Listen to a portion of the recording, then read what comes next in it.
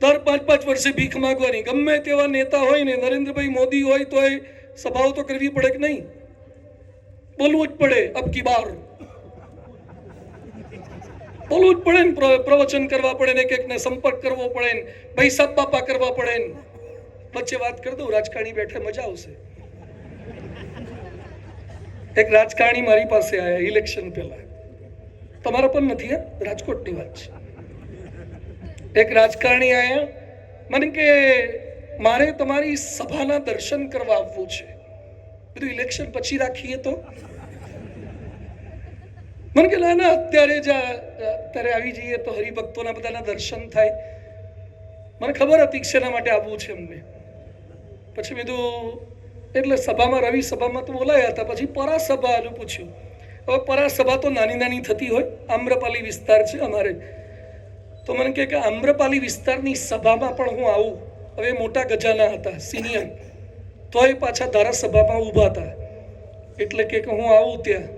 બધું સાહેબ, અમારી સભામાં તો આપને લાયક સંખ્યા પણ નથી થતી. તમને લાયક એટલી સંખ્યા તો હોવી જોઈએ ને અમારી સભામાં. મને કે કેટલા થાય? બધું 20-25 જણા થાય છે, નાનકડું મંડળ છે. મને કે 20-25 એ તો બહુ કહેવાય. એટલા ભક્તોના દર્શન ક્યાંથી? બોલો, એને એક એક ભક્તમાં વોટ દેખાતો હતો.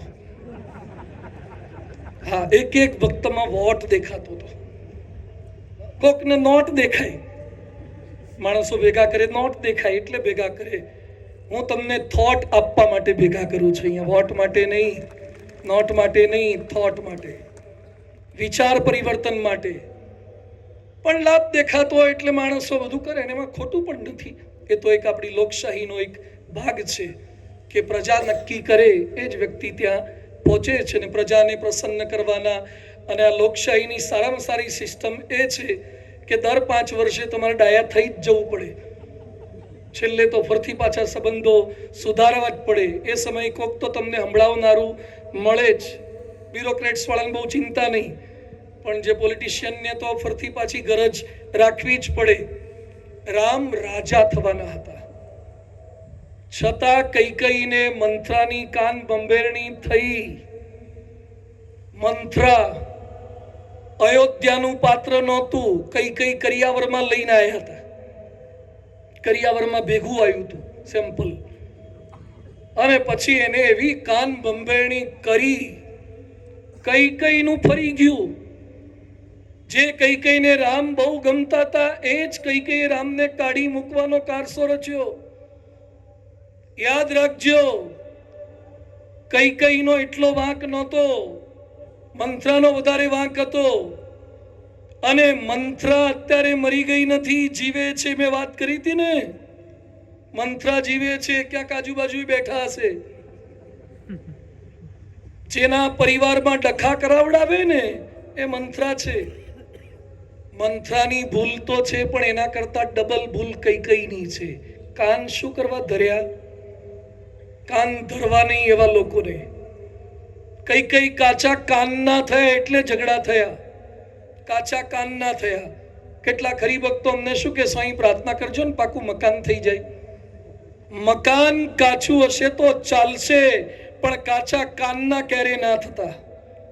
નહીં તો પાકા મકાનમાં પણ છૂટાછેડા થશે. કાચા કાનના થયા. પાકું કરો પહેલા. કોઈક બોલે એટલે તરત માની લેવાનું.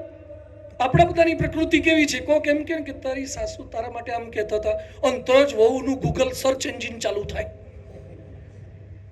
કે ક્યાં બોલી હતી એ? મારા માટે બોલી હતી? બીજું કોણ કોણ હતું ભેગું? અલા, શું કરવા પેલા પર વિશ્વાસ મૂકી દો છો? એ તો તમને ઝઘડા કરવા પણ આવું કહી શકતા હોય. તમે આંખેથી જોયેલું હોય તો પણ ખોટું હોઈ શકે કે નહીં? ખોટું હોઈ શકે. સૂર્ય અસ્ત થતો દેખાય છે, એ અસ્ત થતો જ નથી, એ ખોટું છે. રેલવેના પાટા બે દૂરથી જુઓ તો ભેગા થતા દેખાય છે, પાટા ખરેખર ભેગા થાય છે? પાટા ભેગા થતા આપણે ઘર ભેગા થઈએ? પાટા ભેગા થતા જ નથી. પાણીમાં પેન્સિલ રાખો તો વાંકી દેખાય છે, વક્રી ભવનને કારણે. મૃગજળ દેખાય છે, રોડ ઉપર ડામર ઉપર પાણી પડ્યું એવું. આગળ જાઓ તો ફરતી આગળ દેખાય છે. દેખાય છે પણ ખોટું હોય. અનુભવાય એ પણ ખોટું હોય. પેંડો ખાધા પછી ચા પીવો તો મોળી લાગે કે ગળી? બોલો તો મોળી લાગે ને? વાંક પેંડાનો કે ચાનો? બોલો, બુદ્ધિથી જવાબ આપો. આપો, લ્યો, બુદ્ધિશાળી છો ને સુરત વાળા બહુ. વાંક પેંડાનો કે ચાનો? બેમાંથી એક જ સિલેક્ટ કરવાનો છે. પેંડાનો શું વાંક? એ તો ગળ્યું જ હોય ને, બાકી તો રબર ખાતા એવું લાગે. ચાનો શું વાંક? ન તો પેંડાનો વાંક છે, ન તો ચાનો વાંક છે. ક્રમનો વાંક છે. ક્રમનો, પ્રાયોરિટીનો વાંક છે. ઘણા કે મને કથામાં બહુ મજા નથી આવતી. કેમ નથી મજા આવતી? કારણ કે તે વેબ સિરીઝો બહુ જોઈ લીધી છે. તે વેબ સિરીઝો જાજી જોઈ લીધી છે અને વલ્ગર બધું તને એમાં જ મજા આવે છે. જે ભૂંડને તમે બોલો, ભૂંડને તમે સારી જગ્યાએ લઈ જાઓ બગીચામાં, એને મજા આવે? એટલે અમુક ભૂંડ આવે જ નહીં. બોલો, આમંત્રણ આપો તોય ના આવે. આ ભૂંડનું કામ જ નથી. આ માનવ ઉત્કર્ષમાં આવવું, એને ઉત્કર્ષ ફાવે જ નહીં. એને વિષ્ટા જ ફાવે નહીં. પેલો ભમરો ને ગીંગવાની વાતો કરે છે ને, ભમરો છે ને હંમેશા ફૂલ ઉપર બેસે, સુગંધ લે. અને એનો એક મિત્ર તો ગીંગો, હારો ગીંગો.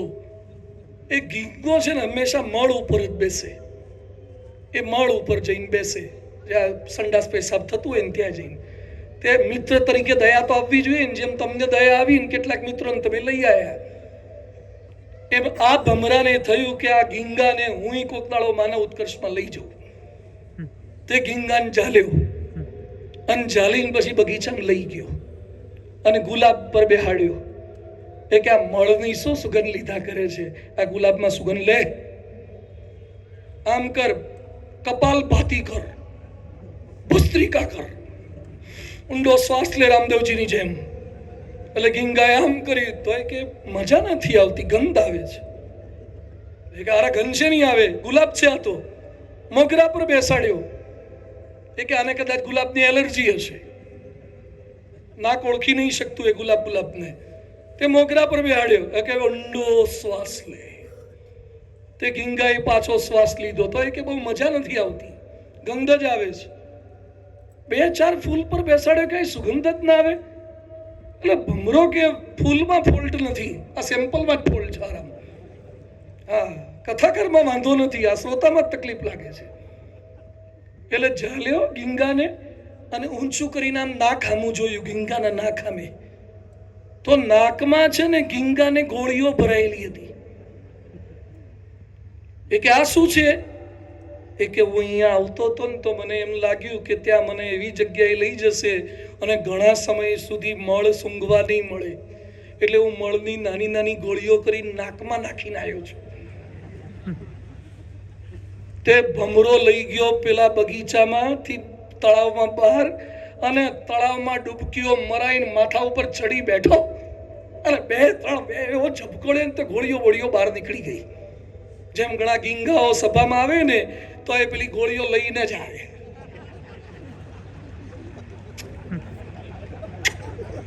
આ ભેગો મારો રસ ને તમારો રસ, હા ભેગો રસ. એ ગોળીઓ છે, ગીંગાની ગોળીઓ. આ કાઢી ના આવો. આ રસ લેવો હોય તો ભગવાનનો રસ. રામ રસ ऐसो है मेरो भाई, जो पिए वो अमर हो जाए. બીજા એક રસ પીવા નહીં પડે. આ દારૂ બારૂ તો કચરો છે.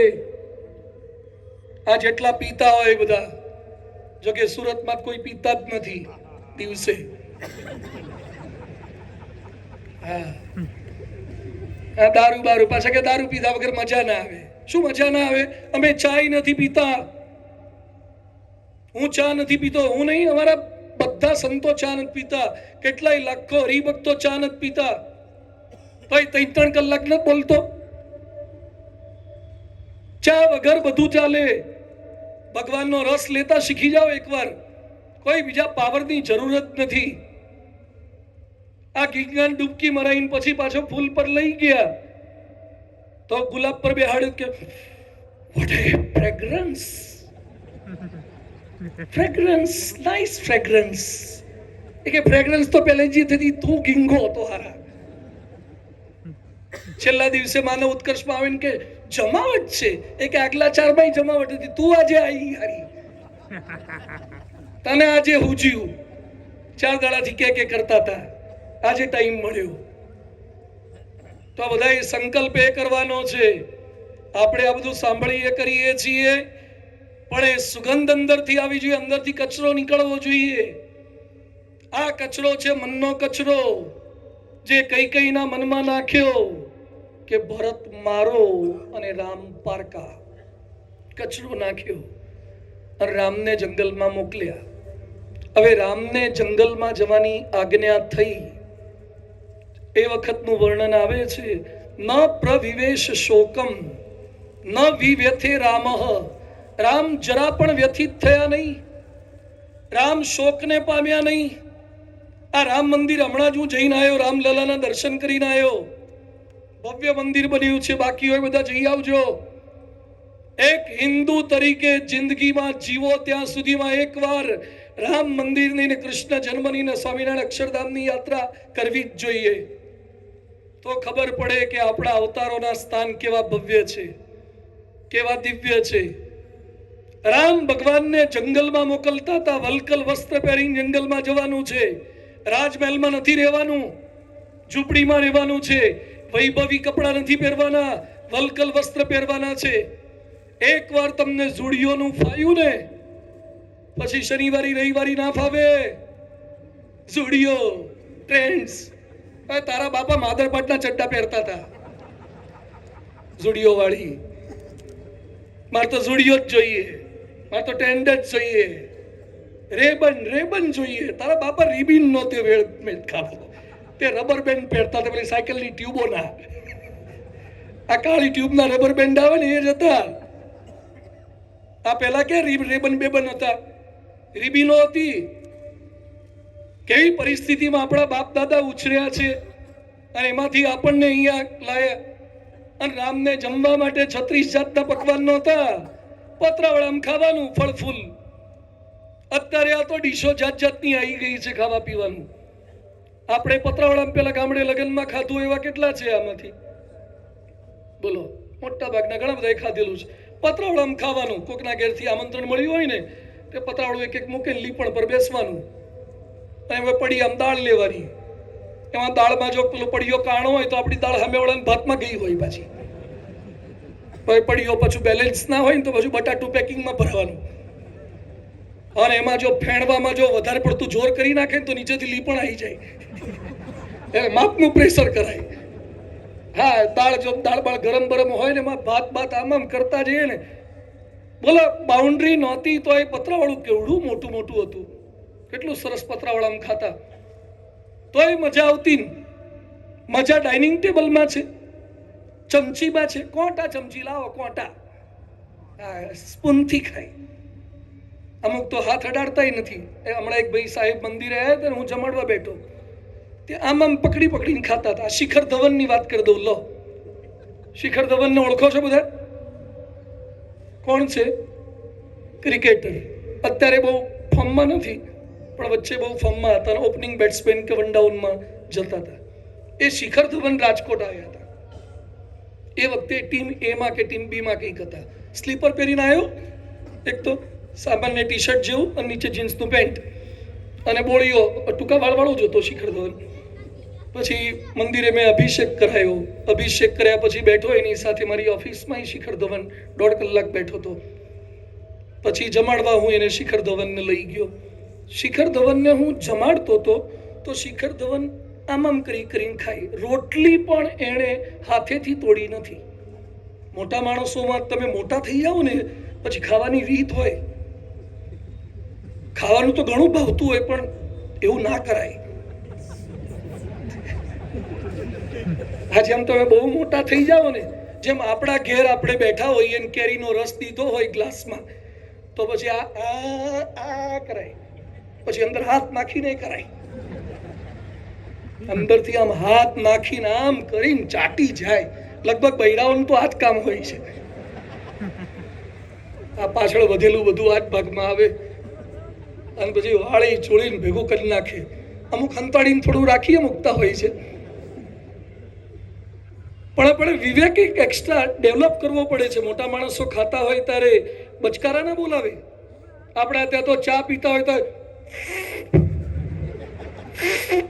એટલે હબા બિસ્કારા ના બોલાવા એવે છે ત્યાં. હા, એ બધું જ્યાં જેવા માણસોની વચ્ચે જઈએ ત્યાં આપણે નાના હતા ત્યારે તો ફૂંકોમાં એવી મારે ને બાજુવાળાને ખબર પડે કારણ કે થયું છે એવું થઈ જાય. તો અહીંયા શિખર ધવન જમવા બેઠા હતા, ચમચે ચમચી તોડી, કાંટા ચમચીથી રોટલી ને શાક બધું ખાધું. પછી શિખર ધવન મને કે સ્વામીજી પ્રાર્થના કરજો ને મારા લગ્નમાં મારા મમ્મી પપ્પા આવે. એટલે મેં કીધું આ શું બોલે છે, મારા લગ્નમાં મારા મમ્મી પપ્પા આવે? લગ્નમાં મમ્મી પપ્પા તો આવે જ ને.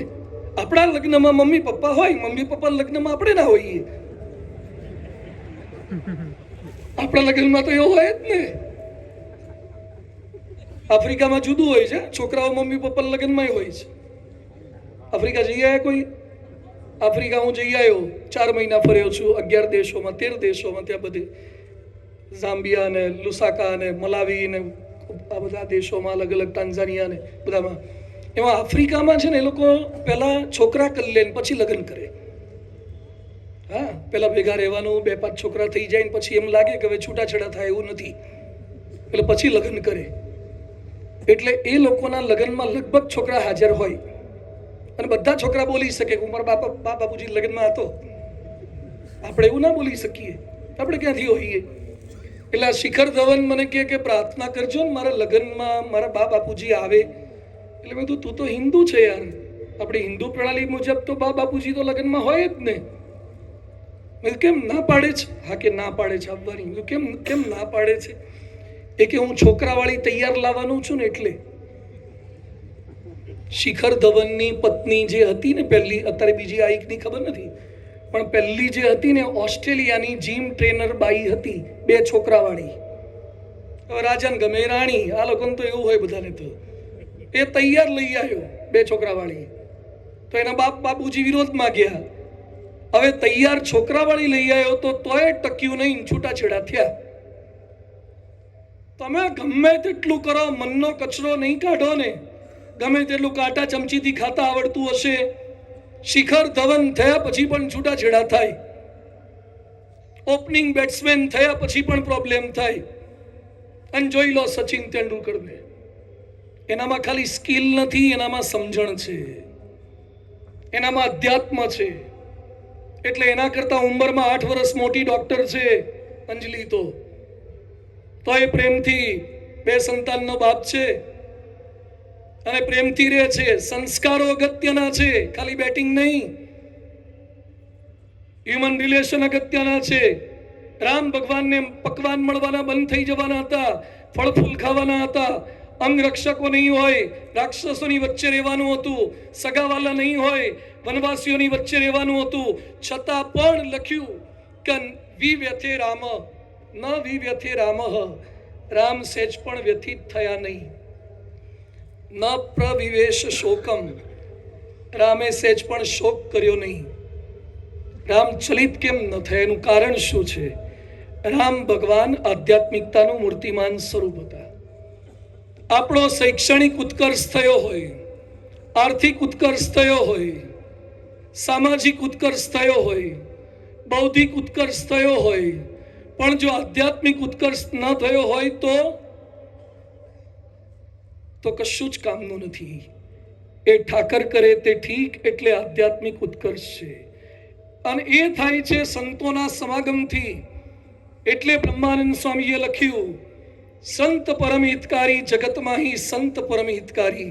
તમારા મામા હિતકારી છે, તમારા પતિ હિતકારી છે, પત્ની હિતકારી છે, પણ સંત એ પરમ હિતકારી છે. કારણ કે પેલા તો સગાવાલા થાય છે એટલે દયા કરે છે. આમ ગુજરાતીમાં આપણને પાઠમાં શું શીખવાડ્યું? જનનીની જોડ જગે નહીં ચડે રે લોલ, મીઠા મધુ ને મીઠા મોરલા રે લોલ. માં તે માં, બીજા બધા વગડાના વાહ. અને માં જેવી દયાળુ કોઈ નહીં. પણ માં દયાળુ કોના માટે હોય? પોતાના હોય ને એના માટે, ગામના નહીં ને. બાજુવાળાનો છોકરો હૂતો હોય ને ઓઢ્યા વગર હૂતો હોય તો ત્યાં ઓઢાડવા જાય? પોતાના છોકરાને ઓઢાડે, પોતાના છોકરાને ખવડાવે, એની ચિંતા કરે. માં પણ પોતાના લોહીના સગા હોય એના માટે જ એને ધાવણ છૂટે છે.